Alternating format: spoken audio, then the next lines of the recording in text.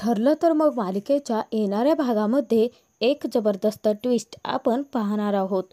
हळूहळू प्रतिमा आता सायलीसोबत मिक्स व्हायला लागलेली असते आणि तेव्हा आता नागराज प्रियाच्या एक गोष्ट लक्षात आलेली असते की रक्तानेच रक्तासाठी आता ओढ घेतली आहे. प्रतिमा हळूहळू आता सगळ्यांसोबत मिसळत असते. तर त्यानंतर प्रतिमा हळूहळू आता पूर्णाईसोबत गप्पा मारायला लागते, कल्पनासोबत गप्पा मारायला लागते. त्यानंतर सायलीसोबत किचनमध्ये कामही करायला लागते. सायलीची प्रत्येक गोष्ट प्रतिमा ऐकत असते. सायलीच्या मांडीवरती ती झोपत असते. त्यानंतर सायली स्वतःहून प्रतिमाला आपल्या हाताने घास भरवत असते. हे सगळं सगळं आता पाहून तिकडे आता प्रिया आणि नागराजच्या पायाखालची जमीनच हादरते आणि आता प्रियासाठी ती धोक्याची घंटा असते. कारण प्रतिमाला अचानकपणे जर सगळं काही आठवलं तर मात्र खूप मोठा गोंधळ होणार असतो. त्यामुळे आता प्रिया स्वतःच पाऊल पुढे उचलत तिथे आता सायलीला धमकवायला लागते. तेव्हा आता प्रिया तिथे सायलीला म्हणते की तुझं नक्की काय चाललेलं असतं सतत. ही माझी आई आहे आणि माझ्या आईला आता स्वतःची आई समजतेस का? माझी आई फक्त माझीच राहणार आहे. त्यामुळे जास्तीत जास्त तिच्यापासून लांब राहण्याचा प्रयत्न कर सायली. सायली सुद्धा आता चांगलीच प्रियाची खरडपट्टी काढते. ती म्हणते की हो, तू मला सांगतेस की प्रिया ही तुझी आई आहे, मग आता स्वतःच्या आईला सांभाळण्याची जबाबदारी ही घे आणि तितक्याच आत्मीयतेने ती जबाबदारी पारही पाड. तर सायली प्रियाला म्हणते की कधी कधी ना मला तुझ्यावरती ना संशयच यायला लागतो. ती नक्की तुझीच आई वडील आहेत का? तू त्यांच्यासोबत कशी वागतेस प्रिया? आपल्या आईशी कोणीही असं नाही वागत प्रिया. आणि एक गोष्ट लक्षात घे प्रतिमा, त्या माझ्या कुणीही नसून माझी त्यांच्यासाठी इतकी ओढ आहे आणि तुला त्यांच्याबद्दल काहीच वाटत नाही. जर तुला प्रतिमा त्याची जबाबदारी घ्यायची आहे ना तर ती पारही पाड. आणि जर तुझ्याकडून चुकून आता प्रतिमा त्याला काही त्रास झाला तर गाठ माझ्याशी आहे प्रिया. सायलीने सुद्धा आता प्रियाला तिथे धमकीच दिलेली असते. तेव्हा आता प्रिया विचार करते की ही सायली जास्त तर माझ्या डोक्यावरच मिऱ्या वाटायला लागली आहे. आता ती सायली माझ्या डोक्यावरती बसण्याआधी हिचा काहीतरी बंदोबस्त करावा लागेल. आणि तसंही ती सायली प्रतिमाला हळूहळू आता सगळं काही आठवण्याचा प्रयत्न करून देते. त्या बाईला जर आठवलं ना सगळं काही तर नाही, मी असं होऊच देणार नाही असा विचार करून आता प्रिया नागराजला फोन करते. प्रिया आता नागराजला विचारते की तुम्ही नक्की कुठे आहात. तेव्हा आता नागराज सांगतो की प्रतिमा जिवंत आहे, ती जिवंत कशी राहिली याचा जाब विचारण्यासाठी महिपतकडे आलो होतो. आणि तसे आता महिपतने शब्द दिला आहे की तो त्या प्रतिमाला काही जिवंत सोडणार नाही. बघू आता पुढे काय होतंय ते. परंतु महिपतने एक गोष्ट सांगितली आहे की प्रतिमाला एकट्यात गाठून जर मारायचं असेल तर त्या सगळ्यासाठी तुझी मदत लागेल. तेव्हा आता प्रिया नागराजला सांगते की तुम्हाला जे काम करायचं आहे ना ते लवकर करावं लागेल. या सगळ्यासाठी तुम्हाला आता पाऊल उचलावंच लागेल. त्यावरती नागराज विचारतो की काय झालं, काही गडबड गोंधळ झाला आहे का तिकडे?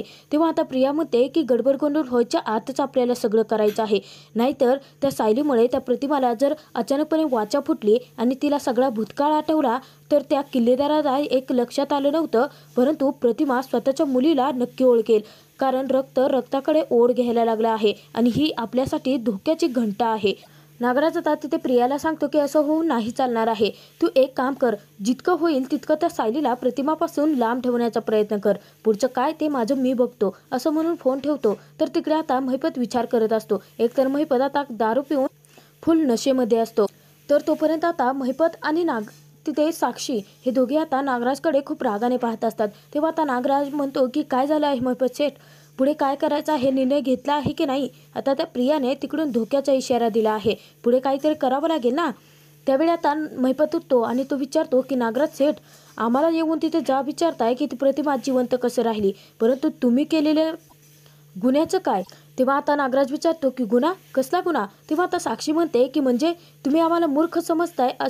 तुमचं फोनवरचं सगळं बोलणं आम्ही ऐकलं आहे. तुम्ही इन्स्पेक्टरला काय सांगत होतात की तुम्हाला दागिने तुमच्या घरामध्येच भेटले आहे. ते दागिने नक्की कुठून आले? तुम्हीच चोरून नेले नाहीत ना इथून?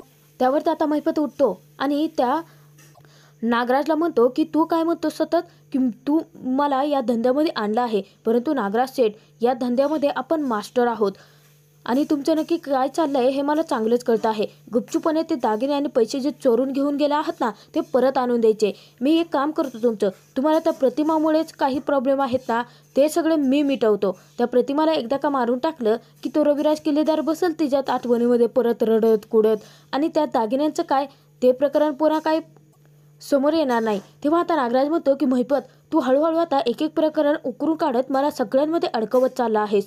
तेव्हा आता नागराज तिथे महिपतला सांगतो की महिपत, तुझी काय अक्कल ठिकाण्यावर आहे की नाही? त्या दादाने पोलीस कंप्लेंट केली आहे. जरी दादा शांत बसला तरी पोलीस गप्प बसणार आहेत का? ते शोधूनच काढतील ना मला. तेव्हा आता तिथे साक्षी म्हणते की 1 मिनिट तुम्ही दोघे आता वाद घालू नका. सगळ्यात आधी हा विचार करा की त्या प्रतिमाचा काटा कसा काढायचा आहे ते. तेव्हा आता साक्षी सांगते की तुम्ही एक गोष्ट लक्षात घ्या की इथे आता त्या प्रतिमाला काहीच आठवत नाही आहे ना, तिला वाचे आहे. तेव्हा आता आपण तिचं काम लवकरात लवकर तमाम करू शकतो. आणि तसंही आता आपल्याला एक शक्यता आहे की तिने नक्कीच आता ॲक्सिडेंटच्या ठिकाणी अण्णांना पाहिलं आहे आणि अचानक तिला वाचा फुटली आणि जर तिला भूतकाळ आठवलं ना तर सगळेच आपण 12च्या भावात जाऊ. आणि तो अर्जुन सुभेदार आणि रविराज किल्लेदार काय आपल्याला सोडणार नाही आहेत. ते जेलची हवाच नाही तर फाशीची शिक्षा द्यायला लावतील. त्यामुळे प्रतिमाला संपवणं हा एकच पर्याय आपल्याकडे उरला आहे. साक्षीने आता काय करायचं आहे ते सुद्धा सांगितलेलं असतं. तर त्यानंतर नागराज हा दुसऱ्या दिवशी रविराजांकडे आलेला असतो, म्हणजेच सुभेदारांच्या घरामध्ये. तेव्हा आता रविराज म्हणतात की मला निघावं लागेल, माझ्या मागे खूप सारी कामंही आहेत आणि ती कामं मला पूर्णही करावी लागतील. तेव्हा आता अर्जुन म्हणतो की अरे सिनियर, तू कशासाठी जातो आहेस?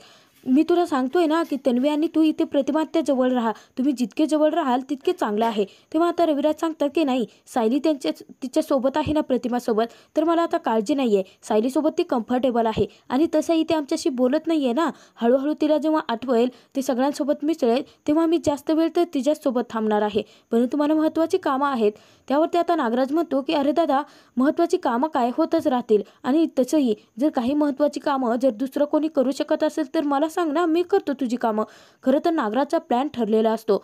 नागराज प्रियाचा एक प्लॅन असतो की सुभेदारांच्या घरामध्ये राहूनच आता प्रतिमाला तर वाचा नाही आहे. तेव्हा आता त्यांनी जरी प्रतिमाचा काटा आता सुभेदारांच्या घरात जरी काढला तरी कोणाला संशय येणार नाही आणि त्या प्रकरणामध्ये कोणी अडकू शकणार नाही. कारण तिने आता तिथे नागराजने प्रियाला सांगितलेलं असतं की एक काम कर, त्या प्रतिमाच्या जेवणामध्ये काहीतरी मिक्स करून तिला मारण्याचा प्रयत्न कर, नसेल तर आपण दुसरा काहीतरी मार्ग काढूया. परंतु एकदा जर सुभेदारांच्या घरामध्ये त्या प्रतिमाचा जीव गेला तर कोणालाच संशय येणार नाही, कारण ही गोष्ट कोणी करूच शकत नाही हे मात्र पूर्णाजी सांगू शकते.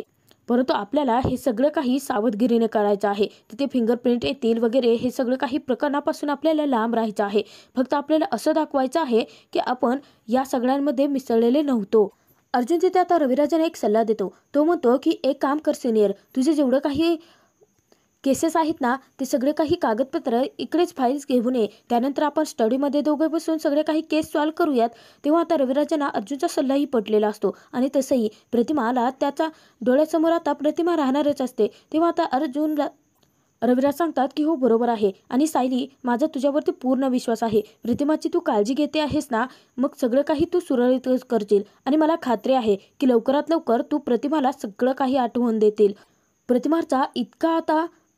प्रतिमाच्या बाबतीत इतके आता सायलीला विश्वास असल्यामुळे आणि सायलीवर आता रविराजांचा विश्वास असल्यामुळे तिथे पूर्णाचे आश्चर्यानेच विचार की रविराज, हे स्वतः तुम्ही बोलत आहात?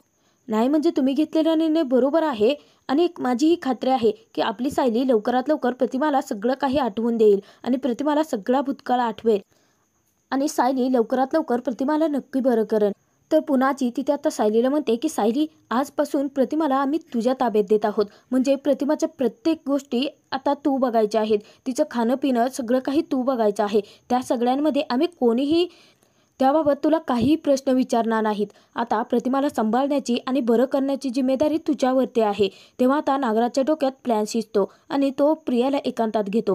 प्रियाची आता खूप चिडचिड होत असते. ती नागराजला म्हणते की ही म्हातारी स्वतःला समजते काय, सतत त्या सायलीचंच कौतुक करत असते. तेव्हा आता नागराज म्हणतो की अगं मंदबुद्धी, जे करते आहे ना ते बरोबर तर आहे.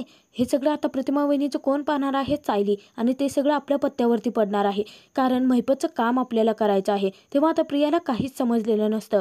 तेव्हा आता नागराज सांगतो की हे बघ, जास्त तर तिथे प्रतिमाच्या पुढे पुढे तर अजिबात करू नकोस. तू असं नामानिराळी राहा की सगळं काही जणू सायलीच तिचं बघते आहे आणि त्यानंतर संधी साधून त्या प्रतिमाच्या जेवणात काहीतरी टाक आणि तिला कायमचं संपव. काय आहे ना, जर तिला अचानकपणे भूतकाळ आठवला तर तिच्या लक्षात येईल की सायलीच तिची खरी मुलगी आहे आणि त्यानंतर तिने ॲक्सिडेंटच्या वेळी महिपतचा चेहरा पाहिला आहे आणि सगळ्यांमध्ये महिपतसोबत मी सुद्धा अडकू शकतो. तेव्हा तुला समजतंय का काय करायचं आहे ते? आणि हे सगळं केल्यानंतर सगळ्यात जास्त आळ कुणावरती जाईल तर सायलीवरती. का तर प्रतिमा वहिनीचं कोण बघत होतं सगळं, तर सायली. या सगळ्या प्रकरणामध्ये तुझं नाव येण्याचे काही चान्सेसच नाही आहेत. सायली आता प्रतिमाच्या जवळ नाही आहे म्हटल्यानंतर प्रिया संधी साधते आणि त्यानंतर तिने प्रतिमासाठी काहीतरी खायला आणलेलं असतं. त्यामध्ये तिने कसलं तरी औषध मिसळलेलं असतं. परंतु प्रतिमा आता त्या प्रियाच्या हातून काही खायला तयारच नसते. इकडे तिकडे ती वेड्यासारखी पळत असते आणि प्रियाचा ती हात झटकते. तेव्हा प्रिया खूप चिडते. इतक्या सायली येते आणि सायली म्हणते की प्रिया, तुला 1000 वेळा सांगितलं आहे ना की प्रतिमा त्याच्या जवळ जाऊ नको, जोपर्यंत त्यांना काही आठवत नाही तोपर्यंत. आणि पुन्हा आजी रविराज सर यांनी काय सांगितलं होतं विसरली आहेस का तू? त्यावरती आता प्रिया गोड गोड बोलायला लागते. ती म्हणते की अगं सायली, असं काहीच नाही आहे. मला माझ्या आई जवळ यावंसं वाटलं आणि तिच्यासाठी काहीतरी खायला द्यावंसं वाटलं म्हणून आले होते मी. परंतु मला काय माहिती, मला वाटलं की आता आई माझ्याशी चांगली वागेल बोलेल म्हणून आले होते मी. ठीक आहे, तुम्हाला कोणाला आवडत नाही आहे ना तर मी नाही येणार. तर त्यानंतर आता प्रतिमाला वेगळाच संशय आलेला असतो. ही प्रिया काही बरोबर मुलगी नाही आहे, हे आपल्याला एकांतात असल्यानंतर घाबरवते, धमकवते, हे सगळं प्रतिमाच्या लक्षात आलेलं असतं. आणि सायलीला ती तशी इशारेही करून सांगत असते. तेव्हा आता सायलीचा प्रकार थोडाफार लक्षात येतो. प्रियाचा आता एक प्लॅन फसलेला असतो. तर त्यानंतर प्रिया काही गप्पच बसलेली नसते. तेव्हा आता सायली प्रतिमासाठी जेवण घेऊन चाललेली असते. इतक्यात तिथे प्रिया आलेली असते. सायली किचनमध्ये काम करत असताना आता प्रिया सायलीला विचारते की हे जेवण तू आईसाठी घेऊन चालली आहेस का? तेव्हा सायली सांगते की हो प्रिया, परंतु तू त्याच्यापासून ना लांबच राहा, तुला माहिती आहे ना. तेव्हा आता प्रिया म्हणते की हो, सतत तेच तेच सांगत बसायची काही गरज नाहीये. आणि तसंही मी काय समोर आता जेवण घेऊन जाणार नव्हते. मी फक्त विचारपूस करायला आले होते की आई जेवली आहे का नाही ते बघायचं होतं. तू असं समजू नकोस की मला माझ्या आईची काळजी नाहीये. तेव्हा आता सायली म्हणते की हो कळलं मला प्रिया, आता प्लीज माझ्यासोबत वाद घालू नकोस, मला ना भरपूर कामं आहेत. आणि त्यानंतर सायली कामामध्ये बिझी असते. तेव्हा आता अचानकपणे प्रिया त्या जेवणाच्या ताटापासून हलतच नसते आणि सायलीला वेगळाच संशय यायला लागलेला असतो. तर त्यानंतर प्रियाने संधी साधून आता त्या जेवणाच्या ह्याच्यामध्ये काहीतरी मिक्स केलेलं असतं. आणि तोपर्यंत तिथे आता सायली सांगते की तुझं झालं आहे का काय, तुला काही हवं आहे का? तेव्हा आता प्रिया घाबरते. तर प्रिया सांगते की नाही अगं, मी फक्त इथे उभी होती. तेव्हा आता सायलीने प्रतिमासाठी जेवण घेऊन गेलेले असते. तर प्रतिमा आता तिथे सायलीला सांगते की मला आता जेवावंसं वाटत नाहीये. तोपर्यंत प्रिया आता रविराजांना बाहेर सांगते की मला ना आपल्या आईला भेटायचं आहे, प्लीज बाबा घेऊन चला ना. काय आहे ना, ती सायली मला आई जवळ जाऊच देत नाहीये, कारण पूर्णाजीने तसं सांगितलं आहे ना. परंतु तुम्ही सोबत असाल तर मला सायली काही नाही करणार, आपण फक्त दारातून पाहूयात ना.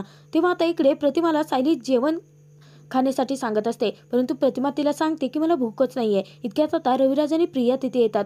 तर सायली परत येत असताना अचानकपणे प्रियाचा धक्का लागून आता ती प्लेट खाली पडलेली असते. आणि ती प्लेट खाली पडल्यानंतर आता रविराज तिच्यावरती चिडतात आणि म्हणतात की तन्वी, हे सगळं काय आहे?